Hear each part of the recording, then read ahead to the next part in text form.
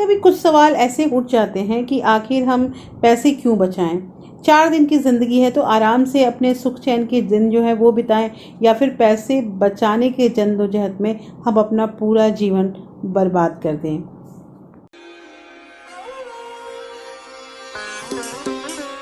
Hello everyone, welcome back to my channel real life with Tuku. कैसे हैं आप लोग? आई होप आप बहुत अच्छे होंगे और सेहतमंद होंगे और आप लगातार मेरी वीडियो के साथ भी बने हुए होंगे। दोस्तों, आज की हम वीडियो में बात करेंगे कि पैसा बचाने की आदत जो होती है ना, वो रेगुलर होनी चाहिए। आपकी मंथली इनकम कितनी भी हो, अपनी सेविंग के लिए उस इनकम का कम से कम एक हिस्सा तो अलग रखना जरूरी है। जब आपकी सारी मूलभूत जरूरी ज़रूरतें पूरी करनी होती हैं तो पैसा बचाना थोड़ा मुश्किल हो जाता है।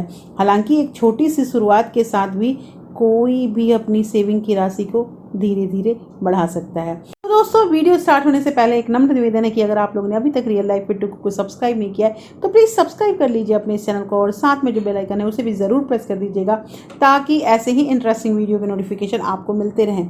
दोस्तों, वीडियो पसंद आए तो एक लाइक ज़रूर कर दीजिएगा। तो चलिए स्टार्ट करते हैं वीडियो को। सबसे पहली चीज़ यहाँ पे ये आती है कि आखिर पैसा बचाना क्यों ज़रूरी है, हमें पैसा क्यों बचाना चाहिए।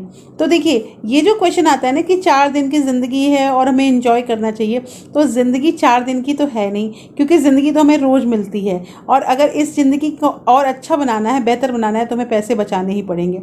हमारे पास ऐसी कोई स्थिति ना आए जिसमें हमें किसी चीज़ की ज़रूरत है और हम किसी के आगे हाथ फैलाते हैं। ये हमारी परिस्थिति कभी भी पैदा ना हो, इसके लिए हमें पैसे बचाना बहुत ज़रूरी है दोस्तों। और इसके साथ साथ एक चीज़ और है कि पैसा बचाने का जो हम जद्दोजहद करते हैं या पैसा बचाने के लिए हम दिन रात स्ट्रगल करते हैं, तो आखिर किन कारणों को देख के हम अपना पैसा बचाने का जो भी जर्नी है उसको स्टार्ट कर सकते हैं। देखिए, शुरुआत सबकी छोटी होती है, छोटे से शुरुआत कीजिए, लेकिन धीरे धीरे हम अगर इसको बढ़ाते जाएंगे, इसमें थोड़ा थोड़ा इंक्रीमेंट करते रहेंगे, तो एक समय ऐसा आएगा जब हम अपने सारे गोल पा सकते हैं। पहली चीज़ यहाँ पे ये आती है दोस्तों कि अपने जो भी आपके डेट्स हैं उसको भुगतान कीजिए। देखिए, आपके ऊपर जो भी कर्ज है उसको सबसे पहले आपको ख़त्म करना है, क्योंकि पता है कर्ज में अगर हम रहते हैं और उसके बाद हमारे पैसे बचते हैं तो उस पैसे बचाने का कोई भी फ़ायदा नहीं होता है। और दोस्तों, अलग अलग हमारा जो भी उद्देश्य होता है, हमारे जो भी मतलब ख्वाहिश होती हैं, उसको पूरा करने के लिए हम लोन लेते हैं। लोन लेना ज़रूरी हो सकता है कि आपके उद्देश्य को पूरा करना है, लेकिन उन्हें समय पर ना चुकाएं, ताकि डेब्ट से हमारा जो क्रेडिट स्कोर है वो भी ख़राब हो जाता है। तो कहना यहाँ पे ये है दोस्तों कि टाइम से हमें, अगर हमने कर्ज लिया है, लोन लिया है, तो उसे हमें पूरा करना भी हमारी जिम्मेदारी है। इससे न केवल भविष्य में महत्वपूर्ण और ज़रूरी लोन मिलने का संभावना कम होती है, बल्कि अपनी सेविंग भी प्रभावित होती है, क्योंकि लेट फीस और जुर्माने का भुगतान करने के लिए आपको अपने इमरजेंसी फंड का इस्तेमाल करना होगा। देखिए, मैंने पहले ही कहा कि इमरजेंसी फंड हम इस्तेमाल तब करते हैं जब हमारे घर में जो नौकरी वाला इंसान होता है और अचानक उसकी एकमात्र इंसान जो हमारे घर को चलाता है और उसकी नौकरी चली जाती है, तो उस समय अगर परिवार का भरण पोषण करने के लिए हमें पैसे चाहिए, हमें किसी के सामने अपना हाथ नहीं फैलाना है, तो हमें इमरजेंसी फंड बनाना है। लेकिन अगर हमने लोन ले लिया तो अब उस लोन को ही पूरा करने में हमारा पूरा इमरजेंसी फंड खत्म हो जाता है। तो कहना यहाँ पे ये है दोस्तों कि जहाँ तक संभव हो, लोन लेने की ज़रूरत ना पड़े तो लोन ना ही लें, और अगर आपके ऊपर कोई लोन है तो जल्द से जल्द उस लोन को पूरा करने की कोशिश कीजिए। दूसरी चीज़ यहाँ पे ये आती है दोस्तों कि जो भी आपकी सेविंग के जो भी आपके ऑप्शंस हैं उसमें अलग अलग विविधता होनी चाहिए। देखिए, कहने का मतलब ये है कि आपको अपने सेविंग का जो भी आपका अमाउंट है वो एक ही जगह आपको रखने की ज़रूरत नहीं है।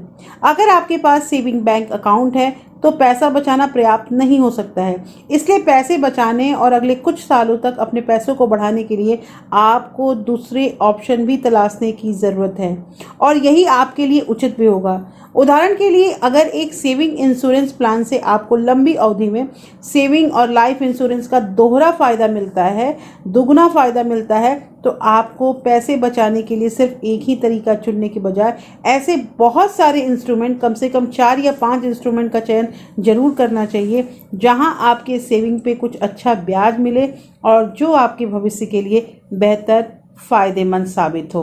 ये चीज़ जो सबसे इम्पॉर्टेंट चीज़ है दोस्तों, वहाँ पे ये मैं कहना चाहूँगी कि आप अपना प्लान बनाइए। देखिए, मैं यहाँ बजट की बात नहीं कह रही हूँ, आपको कह रही हूँ कि अपनी सेविंग का प्लान बनाइए।